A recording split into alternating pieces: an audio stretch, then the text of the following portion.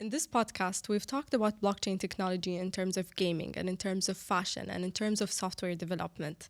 If this shows you anything at all, it shows you just how diverse this technology can actually be. Today, we're going to talk about blockchain technology in terms of real estate. With us, we have a remarkable guest, Cher Harney, who is one of the first students to join our advanced blockchain training program at Excellent Swiss Blockchain. And trust me when I tell you, she has a lot of insight and an impressive story to tell. She went from the depth of audit and consulting to the cutting edge of blockchain technology. And eventually, she arrived at the most important project in the world right now, NEOM at Saudi Arabia. I am your host, Moses Shahi, and with me is my co-host, Noura Shahi. And you are listening to BlockPreneurs, a podcast that bridges blockchain technology to entrepreneurship. I was raised in so many different countries. I don't even know where to begin, actually. I'm a citizen of the world. So primarily in the UK, but I also grew up in many different countries. I lived in Mexico, for example, for 4 years of my life. I also lived in the Caribbean for 3 years of my life. I also spent some years in Asia, Australia, and then I was back in the UK again when I was around 13 years old. I attended boarding school there. And then I finished my university after high school in the UK. And then that's where, my journey started in Dubai. Yeah, what brought you here?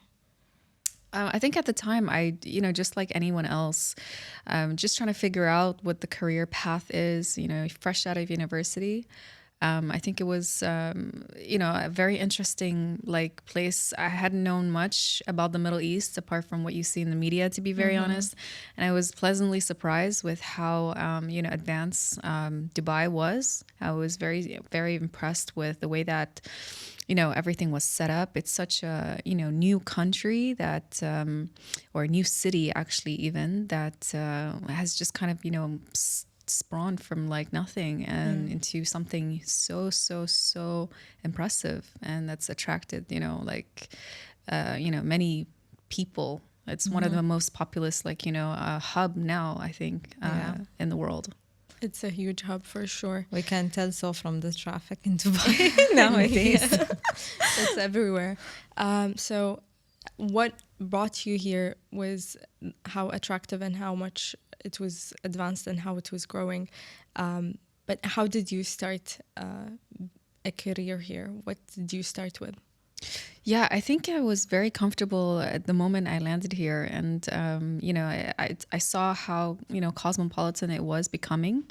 I saw that, there were many kind of, districts like DIFC, Internet City, and all these places being set up. So it was quite inspiring. And I think from that moment onwards, I think I saw even MR Square at that time. It was very impressive. And of course, the big fours were based there, right? And PwC was where I started my career.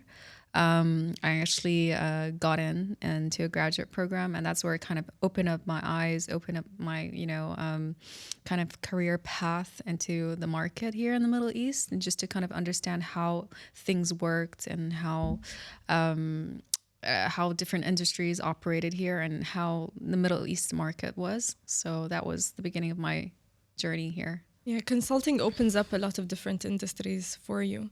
Did you come across blockchain technology during your consulting journey? I think actually I started off in audit, and I think Noura, you are also kind of familiar with this industry itself, as this profession is kind of like a great kind of gateway to or even PwC in general, because we work with many different clients from different kind of public sector, private sector, all different kinds of organizations.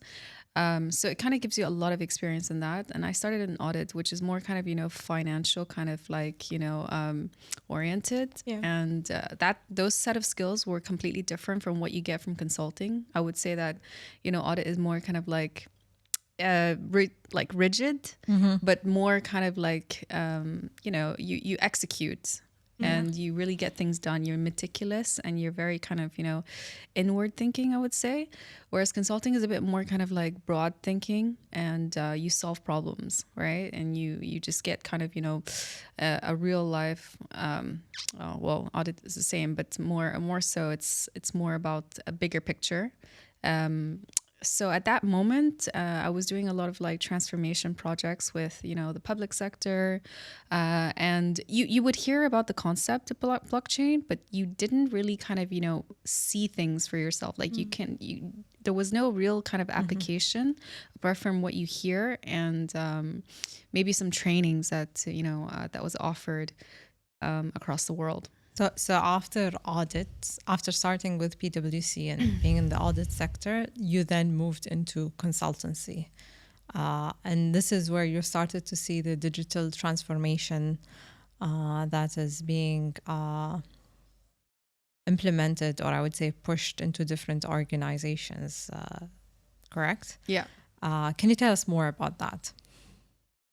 Yeah, I would say like, even I wouldn't rule out audit completely, because there's some aspects like, I would say like, rigorous, transparency, all of these things, like they kind of tie in with blockchain. I'm not saying everything, but from that aspect. And then we're moving to the digital side of things, right? And from the digital side of things, like I remember when I joined, after my PwC experience, I joined a boutique consulting firm, and they were very much kind of like also kind of like focused on strategy and governance and more on the digital side. So that kind of like opened up the gateway for me to understand a bit more about, the digital kind of side of the business, but together with, like strategy or governance and things like that. And so I was involved at that time with a lot of projects here in the UAE, and mainly in the government sector. And again, Nura, like I think we've had experience there working together with, DIWA, for example, and, other organizations like Dubai Police and DHA, and even the ministries themselves, right? So I think this kind of like opened up my experience with, digital. And again, they were exploring use cases at that time. But again, it's like, we're moving with the maturity curve. So this is, I think, where we're at. That this is coming, but We're still building it exactly. After consultancy, you joined the industry. And by that, we mean you've joined a government firm. How do you feel like shifting from being in an audit firm and a consultancy where you work with different projects, and then now you're just focused within one organization? How do you feel this changes the experience you have? How do you see that now when you're in the organization, the implementation of a strategy or a digital transformation works? That's a very good question. I think for me, it was really about my curiosity. I think having, started with a big four and then have moved to, let's say, a startup where you're wearing different hats, I think the other leg of the experience that I wanted to have was actually to work, not just an industry per se, but kind of, government, kind of semi-government, government kind of, organization, just to see how, how it is to kind of really implement like something internally, because you've always been someone from the outside trying to implement a strategy or a digital transformation or something, or implement like a system, whatever it is, the project nature. But I wanted to see how we can actually, be of kind of value, like internally. So that's when I kind of had that role in Abu Dhabi to kind of test the waters on that. And I think like it was a great experience as well, because it taught me a lot. First of all, I was very much industry focused, right? I was in the energy sector. So, and by energy sector, I mean mainly water and electricity. And I think that kind of gave me a lot of exposure into how that industry worked, or the value chain from A to Z. And I think, that was the experience that I realized that, there's a lot to be done, but at the same time, the nature of the organization itself needs to be kind of, be prepared for that kind of adoption of, cutting edge technology, because I think it's been set up already in a way that, you really have to be like fast thinking, nimble, and you have to have the right leadership to kind of push that through. And sometimes that's not really easy because, everyone is used to the way that things work, and not really kind of open to kind of adopting, different technologies. Whereas like another small organization or startup are welcoming of that, and they see and they take advantage of these kind of competitive edge. You really have a very rich experience, I would say. So tell us, where are you now? Yes, I am now, again, in a different experience. So having had all those kind of experience, I am now part of a huge, probably the biggest project in the world. It's the most futuristic city that's now being built in Saudi Arabia. It's called NEOM. And I am now working there as part of the strategy and organization team, building this futuristic city. Nice. Stories like Cher remind us that the journey of success often leads us toward entrepreneurship. It's a common trajectory in the professional world. Successful individuals reach to a point to turn their expertise into their own venture. It's a natural progression. While this is an aspirational path, we recognize that not everyone has the luxury to dedicate time and build a business from the ground up, utilizing technologies that are constantly evolving. We've developed a solution for you. We are thrilled to announce our newest service, ESB Business Creators. Actionable, business-based blockchain concepts that are ready for implementation. At ESB Business Creators, we are there to support you and empower you with digital innovations to enter the entrepreneurship world with confidence and solid foundation. Was there like a moment where you thought, I wish there was a technology like blockchain that existed? It would make this moment so much easier. Yeah, that's actually on a few accounts. First of all, like I think it was interesting to kind of even understand that, the practicality of this, technology, it exists.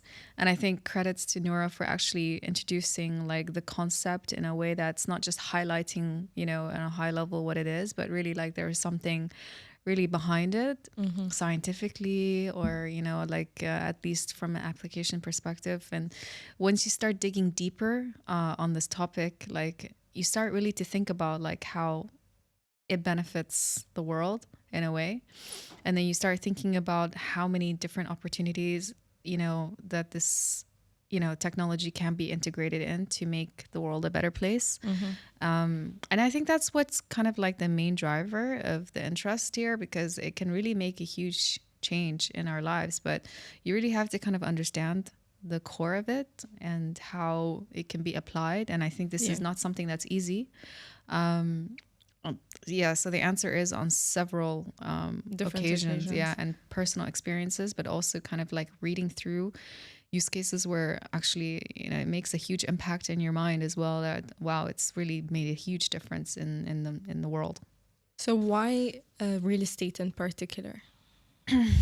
I think that there's a huge opportunity here, and it's not really just about like kind of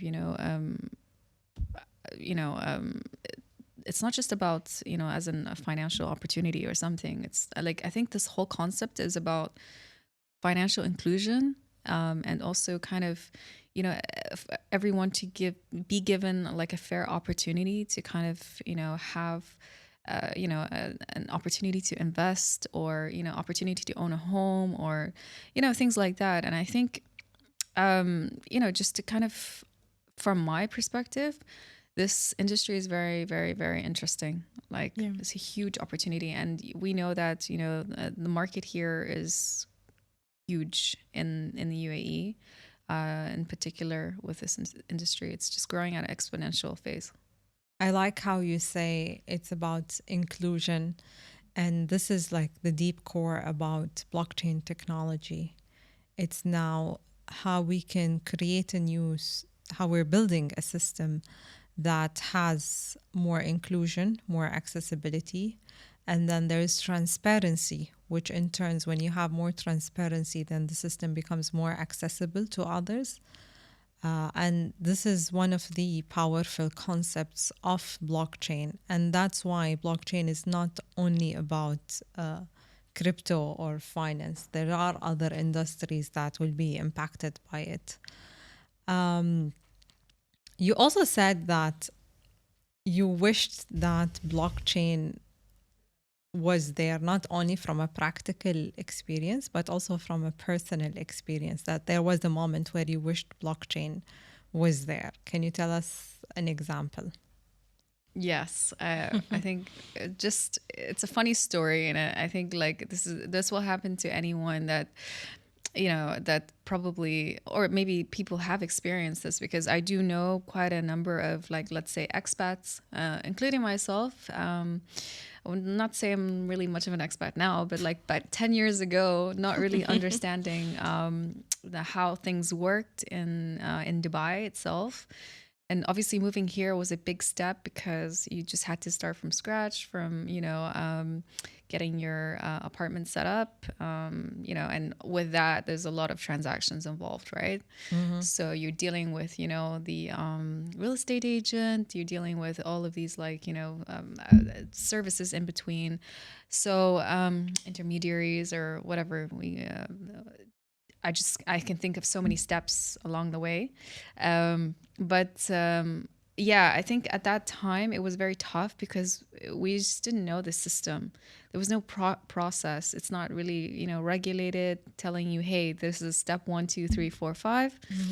This is transparent, okay, and there's this amount of percentage of the total fees involved for, let's say, the commission for this real estate agent, or even the deposit when you should get it back. I mean, I'm talking about a transaction between you, the one who's renting, and the landlord, but you don't deal with and the landlord. exactly between the tenants and the landlord. But you, of course, you don't deal with the landlord. You always deal with a real estate agent, right? Someone in between. I don't know what kind of mixed messages have been sent. It's like you don't really fully own that transparency and the communication between you and the landlord. You're dealing with this person, right? So what you're just going to get whatever he delivers, right? So I think there's a lot of issues involved in that, and personal experience. I've lost money from that kind of Lack of transparency. lack of transparency, Lack of trust as well. lack of trust, this dealing with a person that you don't really know. Yeah. And of course, at that time, now it's a bit more mature, the system. You can see that there's a lot more controls in place. And going back to audit, those things matter, because they really do help you kind of take control of the situation between your personal finances. How do you feel like blockchain would come into place? Because many of our audience, they don't know what blockchain is. And now we have a real case example of a problem that we face if we want to rent. Like, if we want to just simply explain it, how can blockchain help in such a situation? I would say, like, just removing all these intermediaries and having that transparency, having that kind of like terms like that's been outlined and respected. My biggest issue was, for example, I never got my deposit from that first kind of apartment that I rented. And why? Because there was no proper control in place. There was no set terms. There was no there was no repercussions for the person, right? And literally just someone can just run away with the money and you will never see them again, right? But I think with blockchain coming into place, I think this thing, it's a whole game changer. It's just going to control the whole entire process. It will Yeah. automate it. It will make It will it. automate it, and what's going to happen is that deposit will actually be stored in a smart contract that Exactly. the landlord won't be able to access it, or the agent won't be able to access it unless really like the tenant. The terms and conditions yeah. have been met in Yeah, that case to make exactly. it happen. Yeah, I mean, real estate is a very prime example of how blockchain technology can transform so many things. Have you seen like particular applications where this has been implemented? And do you think it's growing in certain parts of the world compared to other parts of the world? Yeah, I think I've seen like the adoption, like in the US, there's a heavy adoption there. Also in Singapore, and come on, these countries are some of the most competitive countries in Yeah. the world, right? So they're very advanced in their technologies, and they're willing to kind of explore that. Already, like these countries are somewhat regulated. If you will, like do some research on that, you would know that there's proper controls in place already. I think for us, we've taken the step. We've really improved a lot, and we've matured a lot. And we're heading that way, but we need to be really prepared to kind of adopt this. So I think it's really important that we get everybody on board at the right time.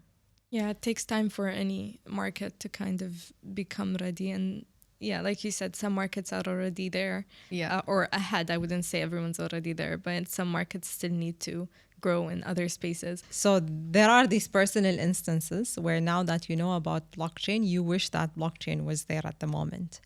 Do you also feel that blockchain has helped you progress throughout your career? Like, do you feel like you joining and learning about this technology early on?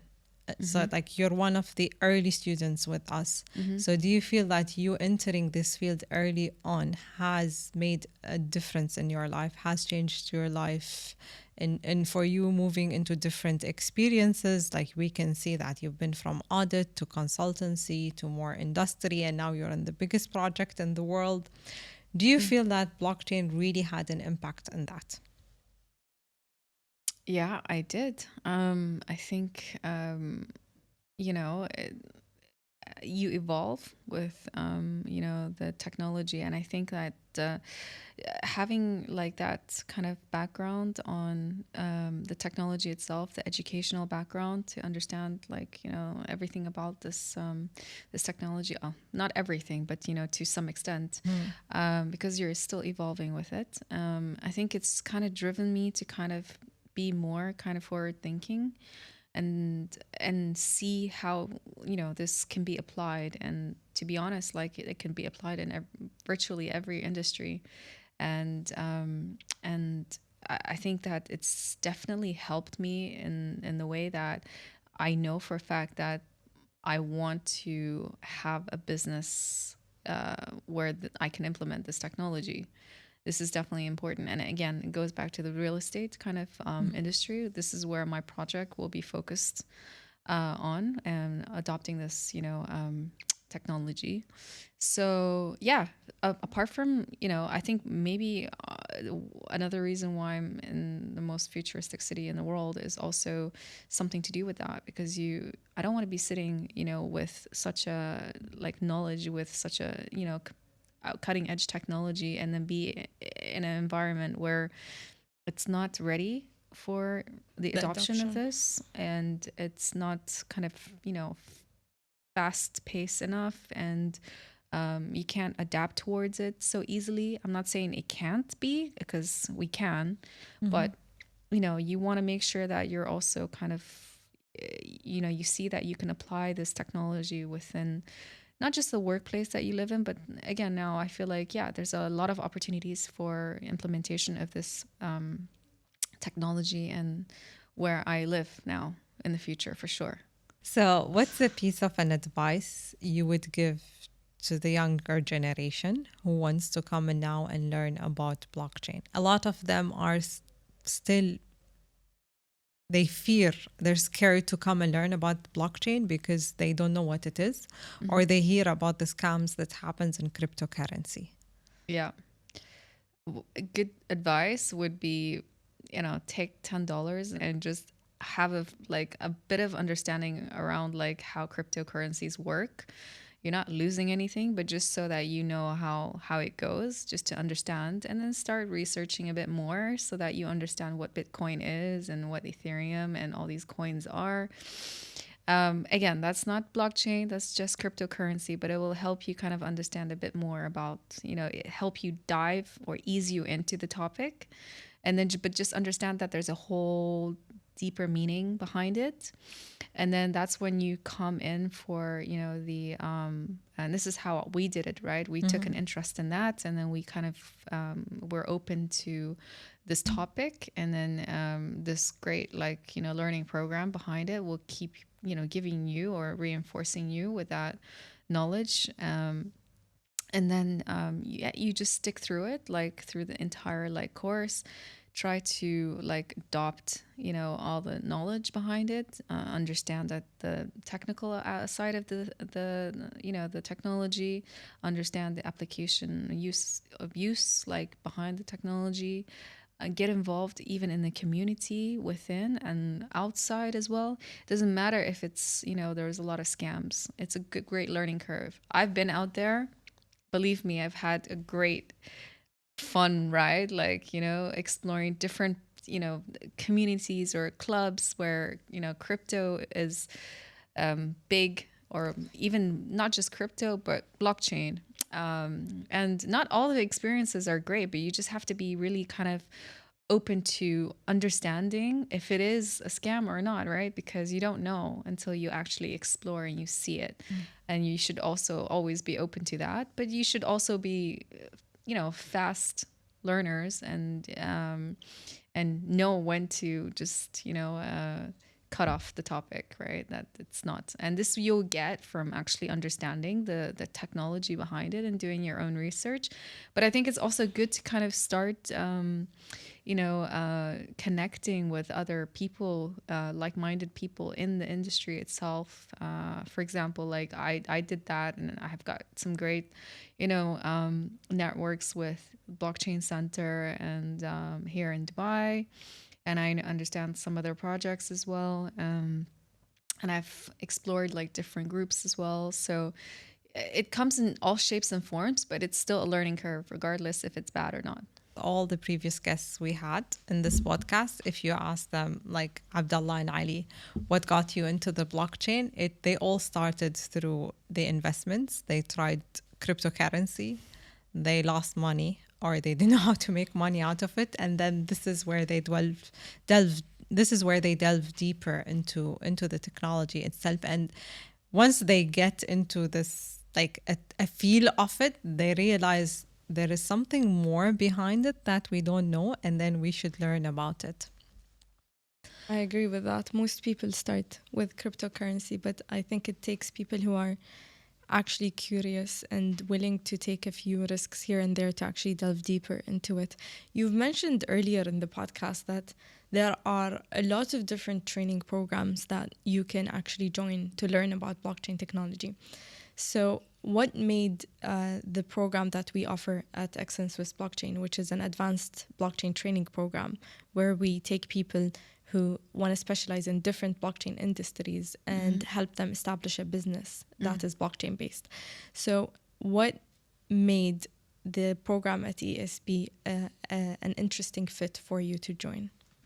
Yeah, I think like anyone else, I think we all have our day-to-day and our lives happening, and it's at such a fast pace, right? For me, and you guys know this, my life is a bit zigzaggy, and I think the flexibility part is very important for me. And I think that's one of the biggest selling points, and the ability to kind of understand and understand what the course offers, the educational aspect, but then also kind of combine with that openness to kind of support you in I think this is the biggest selling point, or the biggest interest from my end, is the ability to kind of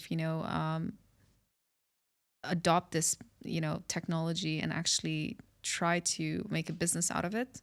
I think this is very important for me. And I would want to kind of, implement everything that I've kind of, learned through the course, and practically implement it. Why is it so important for you to have a business? You're very successful at your career life. Why is it also so important that you want to do a business with blockchain? That's a very good question, because Yeah. a lot of people are like, we can just stay in our job. Why do we need to take the extra step and build something else? Yeah, I think I think you'll know the answer to that question once you start diving a bit deeper into this topic. Again, it doesn't just go into kind of like, okay, I'm gonna make money out of it. I think it's a bit deeper than that. I think we can all resonate once we know, like, what this technology offers and how powerful it is. It's really about kind of, trying to make things, trying to make the world a better place. If that's, if we can all like agree on that, I think we can. Yeah. It's really about kind of like making a change. And I think if you can learn, the fundamentals of this technology and how powerful it is, and you're able to kind of like link that to a particular industry or particular kind of specific business idea that you have, then it becomes very powerful, because then you start realizing that you can actually implement it. And then again, once you've had that whole experience of testing crypto, understanding the technology, going out there and meeting people, then you start connecting the dots and realizing that you can actually implement it. If you have all the pieces there, like, ready, and with the support of, this community that we have here, from the technical perspective, from just the way that we can kind of realize this whole thing, right? Make it kind of come to fruition. It's interesting that you mentioned making the world a better place. It's something, well, at least like you said, I hope most of us actually want that to happen. Is there like a particular project or implementation of blockchain technology you felt like has impacted the world in a way that makes it better, but not particularly driven by like a profitable way, just like a way to help people? Yeah, I think, and this again comes to how much interest you get into this topic, because it can kind of get into like kind of a personal side where you start feeling like, you want to explore a bit more about, how powerful is this technology itself, right? You start reading about these kind of use cases. And when I say like making the world a better place, I mean, there's so many examples of economies where it's like underprivileged, and from the top of my mind, I can think of like, for example, Latin America, or like the Philippines even, or Africa, where fintech has really, changed the way that changed the whole population, right, in different ways. And I think, there's a lot of blockchain use cases out there that are just so kind of under the radar that we don't really know about unless we read about it. And then if you read about it and you can really visualize it, because it really does tell a story that, it makes a huge difference of helping. For example, like, in Latin America, there's a couple of use cases. I think one of them is like neobank or something like that, there's a huge kind of, if in Latin America, there's a huge unbanked population. Yeah. So it's like very underprivileged. There's a lot of migrant workers even, for example, that don't have access to kind of, the benefits of a financial institutions, getting loans, getting this and that. They don't have this kind of privilege, right? It's just not given to them. And it's unfortunate, because I think, and again, this is where we're talking about financial inclusion. So how is it that we have the privilege to have those, accessibility of those, services, yeah. but half of the population or even more don't get access to that. So it's kind of sad in a way, right?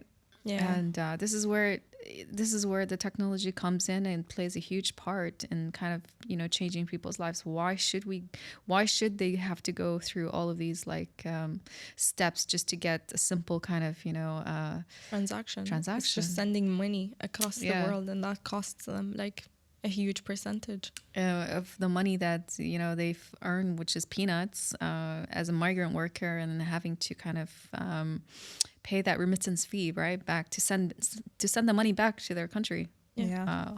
Why? I think the project in real estate that Cher is working on in itself is going to make lives better. Yeah. Because I'm sure there are many cases still happening today where they're facing the same situation that Cher faced 10 years ago when she was looking for her first apartment. Moving into a new country is a big step. And then not knowing the rules and regulations and how to,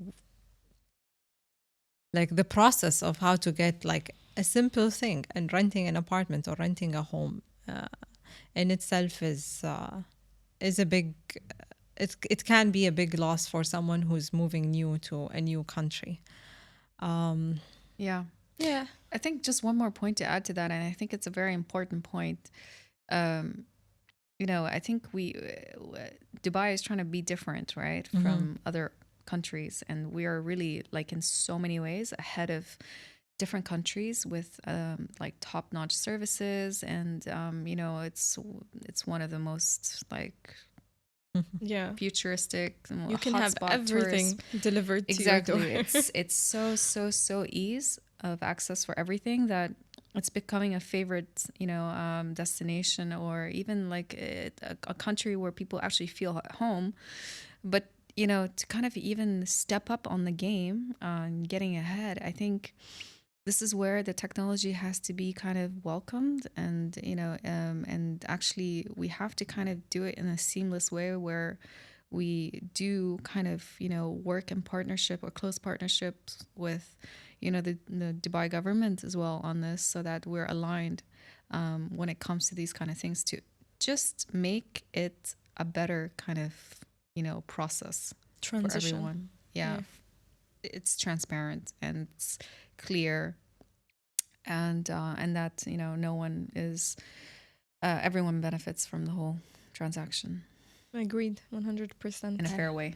Yeah, that's the most important Fairness, part. transparency. Fairness, transparency, automation. Oh my God, think that's the essence of time blockchain. saved. The time saved, the money saved, it's just much about cleaner. being fair. Yeah. Yeah, in the end of the day. I deserve to get my deposit back, and everyone else does as well. And deposit is only a small example. It's just a simple example. Yeah. I've had people also experiences in the industry itself, in the real estate industry itself, that they, for example, from a commission point of view, they were not even getting their commission after the transaction. So let's be fair on the whole entire, transaction from A to Z. Yeah, for sure.